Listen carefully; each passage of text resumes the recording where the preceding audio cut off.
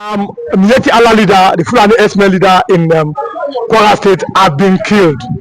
There are rumors everywhere that Yorubas are now beginning to take their own vengeance on the Fulani herdsmen activities now. He was killed in Kwara. Rumors are flying everywhere, but the fact is that the Miyetti Allah leader has been killed and is no longer alive by gunmen in Kwara State. If you are watching, kindly subscribe to this YouTube channel, all notifications, drop your comment, click the like button, like, and share with others. Mr. Femi, this one is a Yoruba man. Miyetti Allah leader has been killed in Kwara State. We know that Kwara State is Yoruba, it's a Yoruba land, even though it's in North Central. What do you have to say about this thing?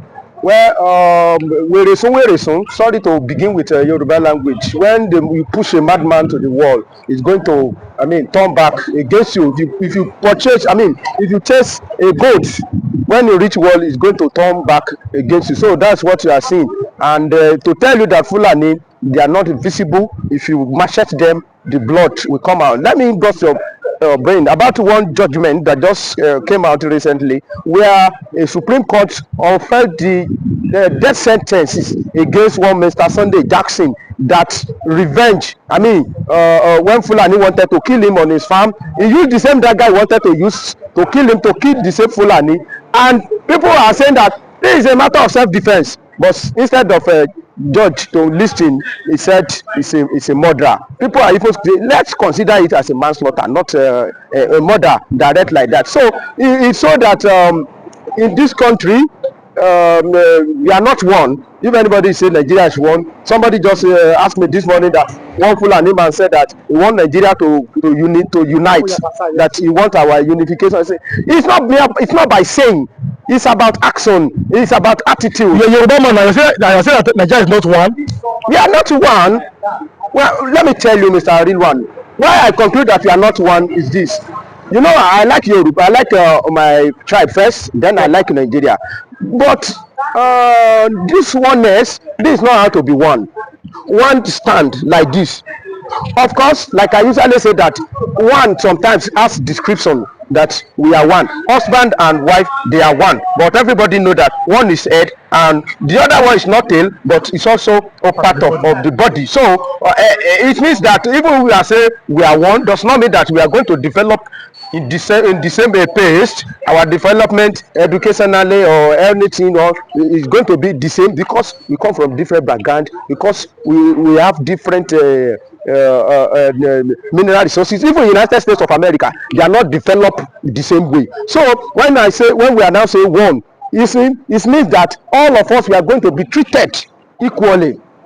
What is good for the girls will also good for the gender. That's what we are called oneness. But as you are saying now, it's like some people see themselves that number one, they have this audacity to kill anybody anywhere, and we don't have that audacity to go to their place to go and commit all this. I've never heard that a Yoruba man go to Sokoto and go and commit a particular crime, like killing a Fulani man or try to rustle a Fulani cow. How can you do that? I've never seen a Yoruba man that has that kind of audacity. The only thing Yoruba are known for is to defend our territory. We are not known for aggression, like try to dominate other people. But when you come to our land, I pray that God will grant us enough strength, at least, to defend our land. So with this one that happened in the Kwara, I've not known what actually will transpire, but it may be the beginning of a revolution that Yoruba will say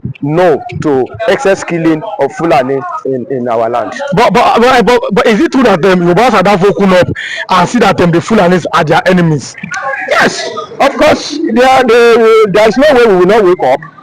When we will be sleeping, one day will be one day we will wake up, and it's very, very evil, unfortunate that people have not been able to realize all this kind of thing, and they started chasing Sado, started chasing Omoyibo, and I've been saying it that even if you say that Omoyibo is not that our friend, but you cannot compare them with the Fulani now. Fulani are just too murderous, they are just too wicked, the way they do their things, they are after your life all the time. And I've been usually saying that if you see Omoyibo, you see business, you see industrialization, but if you see Fulani, you see a fear, you see terror. you see land grabbing. Igbo will not come and grab your land. It's either they purchase your land, or they rent your house, or they rent your shop. But Fulani, you see land grabbing. You see Fulani, you see religious intolerance. So it's very, very dangerous that Yoruba, we still don't see Fulani as our enemy. But it's not too late when we started waking up now. Mr. Femi, it seems like Yorubas are now woken up now and begin to know who their enemy is. Since Yoruba cannot go straight away to the Fulani people, do you think that it's not too late that Yorubas have just started to wake up now? Yoruba, it's not too late. The first person that stand up among Yoruba is Tinubu. Don't you know Tinubu has stand up against Fulani? That is the truth of the matter. People don't know. Tinubu has stand up against Fulani now. Is letting them know that you are not the owner of this country, and that is why even if we can ask ulterior motive, I salute his courage to jump out of PDP and come and support Tinubu instead of go there and support Atiku. Instead of Atiku, Fulani to succeed another Fulani. That is another city. That's what I'm saying. I've asked this morning that is it possible for a Yoruba man to still have dream of succeeding Tinubu? No Yoruba man will reason like that. Even if anybody want to contest from Yoruba side after Tinubu or when Tinubu is dead, everybody will be looking at him as somebody that is joking, that is not serious. But look at how Fulani, how they were so serious about Atiku succeeding Buhari. Even they even make attempt to bring in another northerners from the same APC. Let's agree or assume that it's a party affair.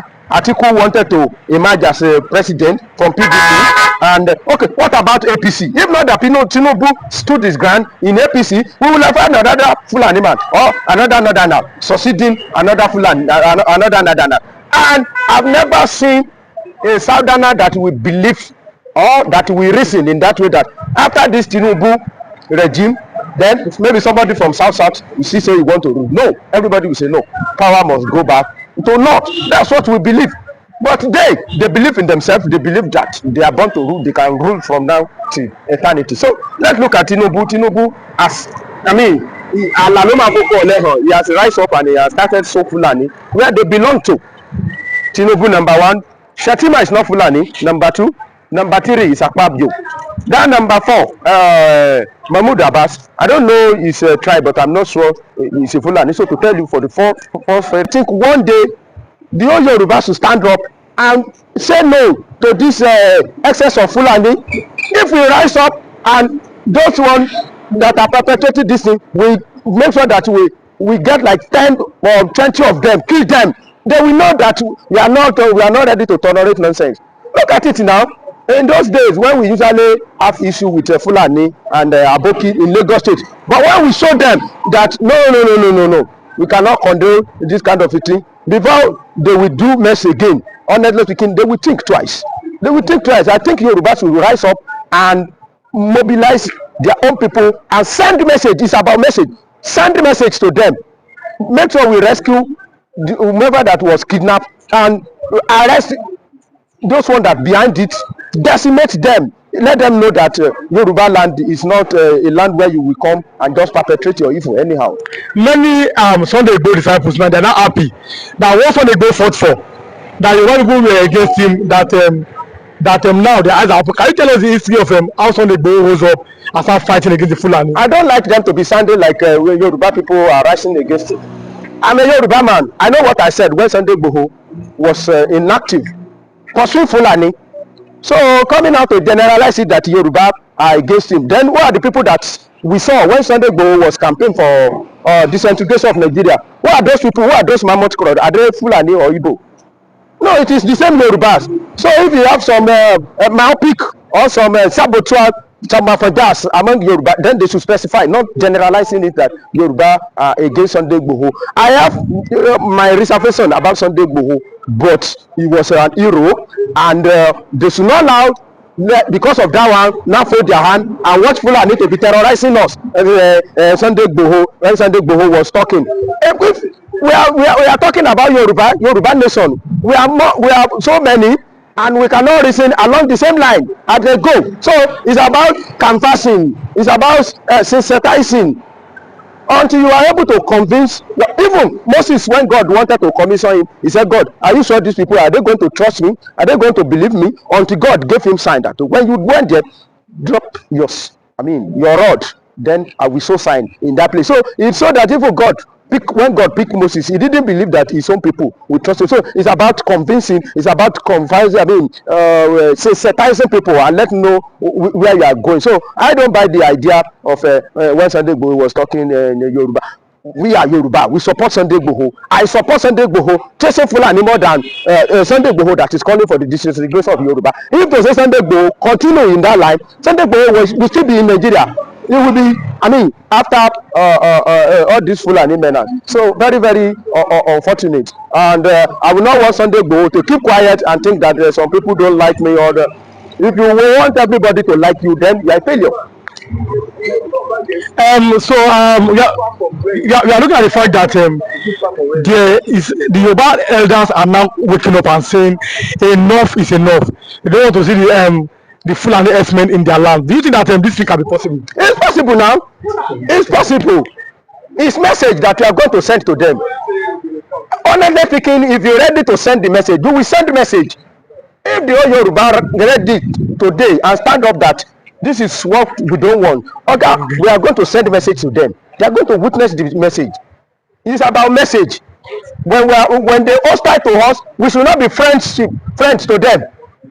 When they unfortunately when they are hostile to us and we try to befriend all our political leaders, they try to befriend with them because of porridge, and the Jacob will now be selling his birthright. Then this is the result, and they are doing this business with innocent blood. Very, very unfortunate. Now this is the final question now. Amotekun, what is the role of Amotekun now in Yoruba land? I know Kakapo is quiet. What is it Amotekun should do? Well, I know that they have this sophisticated weapon like I'm still waiting for the result of a meeting that our governor from Southwest did. We have not been able to see the results. He has not been able to give back to any cogent measure to control the menace of Fulani, because I know recently there was some meeting, and we hear about raising 2,000 Amotekun to be chasing these people. So we have not seen their function. We have not been able to perform. A lot of people to be fatherless, motherless. It is a sad moment for us, and this is the reason why we are saying that it's like the federal government are incapacitated to take care of this middle belt, and that's where we are also having an option of pulling out, because we are tired of this killing on everyday basis. That's why we say Nigerian politicians are self-centered, are selfish. They don't consider what others are passing through. I know that Gowon in his lifetime he's seen what is happening in Benue State, he's seen what is happening in Plateau State. He's regretting now that if he knows, he will have allowed the Biafrans to take his place for that war to stop. As I speak to you, many of the community, the many people in Benue are running to Biafra land for safety. Yes. Because the Fulani have vowed to finish the whole community, and we have federal government. This is annoying. It's annoying because as I speak to you, the one they did in Ebonyi State, no single Fulani has been arrested. No single Fulani has been invited by the DSS to question.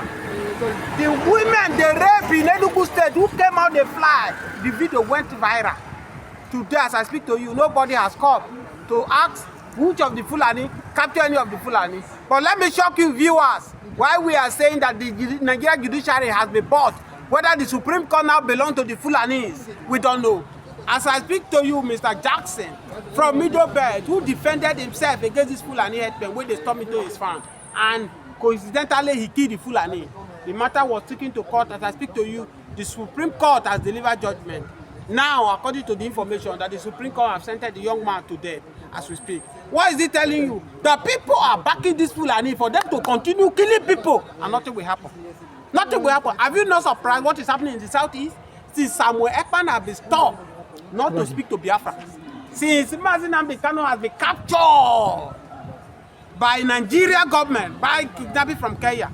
Have you not seen the audacity of Fulani, the way they enter the southeast, killing people, raping women? If Buhari, the former president of Nigeria, have told Nigerians that these people are not Nigeria Fulanis. They are outsiders. What is stopping Nigeria government not to put them to where they belong? Ask yourself. But President Bola Ahmed Tinubu's son is moving, begging them now because of 2027 election. So people that are dying does not matter. Let me tell you what they want to do. Whatever you sow, you will reap. The same way they brought Jonathan government to his knee by arranging that what is it called? Chibok gas with the help of Obama. That is the same thing they want to do to Buhari. They make sure that these Fulani people will keep killing people in the Middle Belt, so that these people will not have a come and support Bola Ahmed Tinubu. Because don't forget, do you know the reason why the Middle Belt supported P2B massively? It was not because of say many of them are Christians. Many of the Muslims supported P2B because of this killing. They wanted, okay, if an Igbo man come, Igbo man can put an end to this killing. And that's why they supported. They have seen the handwriting now that Tinubu is trying all his possible means to win the Middle Belt to their side. So this killing will continue so that in 2027, the Middle Belt will not have option to say, Buhari, Tinubu, you that cannot defend us, we cannot vote for you. That is the game plan that is on. And I urge Bola Ahmed Tinubu to do the needful. Let's put these people to where they belong. If the CDS Musa has told Nigeria that Fulanis are the problem of Nigeria, what is Bola Ahmed Tinubu waiting for? To proscribe these people as a terrorist. Declare war on them anywhere they see them. Why are we pampering these people? And you are declaring IPOP that they are only in their region. You are declaring them terrorists. So for me, it's not acceptable. And this shenanigans must stop. Now we are looking at the fact that Simon Ekpa is in detention, Nameka is in detention. They said that they are the reason why there is insecurity in the eastern part of Nigeria. Over the weekend, we saw women from Enugu crying that the Fulani herdsmen are sleeping with them and they're doing all sorts of things. Is it not a shame on the Igbo governors in Nigeria? Of course, yes, it's a shame. That's why most of the Igbo said that the governor you are talking about are being planted by this Fulani so that to carry out their agenda. And they give illustration of today. Can you tell yourself who put on and become the governor? Fourth person is now number one. The first one is not qualified. Second one is not qualified. Third person is not qualified. We've not heard that kind of judgment in the world. Nigeria is the first place where you use number 4 to be number 1 of the state. And that's why you can see different of atrocities that is happening in Imo State. Have you forgotten of recent where Hope Uzodinma is organizing how you will send people to Hajj for this after the Ramadan? That's what we want you to know, that these people are people that be planted for their selfish interest. That's why Mazi Nnamdi Kanu was interviewed before he was being kidnapped. He said, why can't you leave the federal government alone? Since you are fighting to divide Nigeria and it's not possible, focus on your region. He said, I cannot focus my region because my people, they are loyal to the federal government. If I focus on my region, the same federal government will still come after me. So I would rather face the federal government, let them release me so that me and my people will go out, exit out of the country. But we can now go and face them squarely and tell them where to belong. So what are we saying in essence? You don't expect much from the governor. The only one that is working, which is what is his name? The governor of Abia State, Alex Oti. There are possible means to convince that man to come and join them. Have you forgotten that Hope Uzodinma is the chairman of APC? Further, do you know it's possible best to carry their agenda? Hope Uzodinma is busy driving it in the aspect of killing his people. So the Igbo should stand up and do the needful, else they will eliminate them. Now, over the weekend, we also saw the Igbo kings that went to greet the Sultan of Sokoto. Many Igbo youths are angry. Our kings are not saboteurs, bowing down to the Sultan. How does that kind of news come to that time? Your traditional rulers, they left their home state to Sokoto to bow down to a Fulani person. Yes, of course. Maybe their governor have told them, go and beg Sudan of Sokoto so that the killing will be reduced. Or maybe probably because of money. Because don't forget that Igbo like money. Igbo men like money. Obasanjo said it. Obasanjo said the only Igbo man he have seen that he have rejected money, he have rejected all the resources, is Mazi Nnamdi Kanu. If many Igbos are in the shoe of Mazi Nnamdi Kanu, they will have betrayed the Igbos and collected money and go in for them. But because of Mazi Nnamdi Kanu is chosen by God, and God is using him. In this cause, he has lost his father, he has lost his mother. He believes on this struggle that he must liberate himself. And with the rest of the people, we are praying for Mazi Nnamdi Kanu to succeed. Because this country, this is no longer a country where you can invade the community, you are killing people, and nobody can stop you. Nigerian soldiers are not there to stop you. So we are saying this. It's no longer acceptable in Nigeria. So for me, they go there to go and protest for some Sudan of Sokoto, because they speak whatever Sudan of Sokoto said is final.